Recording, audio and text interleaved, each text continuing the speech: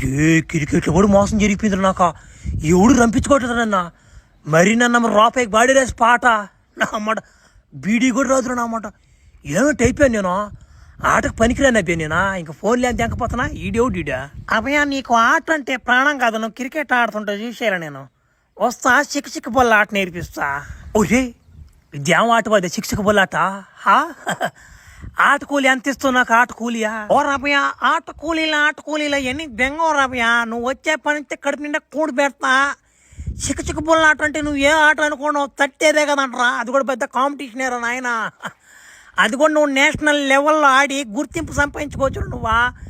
కానీ నువ్వు చైనాలో ఆడాలా ప్రస్తుతానికి వచ్చి నేను ఇక్కడ చిన్న పీతి పొట్టోడు కాడ ఆడిపించి ఏమన్నా దింకపోతా నేను చైనాకి. ఏమంటున్నా అవకాశం వస్తే దేనికి కాదనుకుంటున్నా. ఎట్టో నాకు నేషనల్ లెవెల్లో ఆడాలనుకుంటున్నాను. నువ్వు అనుకునే చిక్కు పోలాటే మాకు నువ్వు నేర్పివ్వలే. అది మా పుట్టుతోనే ఉందనుకో. ఆ ఆట నువ్వేం నేర్పివ్వలేదా? సరేలే వస్తా. నాకు గుర్తింపు కావాలా. ఆ గుర్తింపు కావాలి. మా వాళ్ళు కొన్ని బిట్లు చూసుకుని ఫోన్లు కావాలా. అంతేగాని ఇంకేముంది. ఎవరోడు పీతి పొట్టోడు కాడ పంపా. ఏం ఆట ఆడి చూపిస్తావాడిని. సిక్కు బుల్ల ఆట ఎవరితో ఆడాలో కానీ పా. 2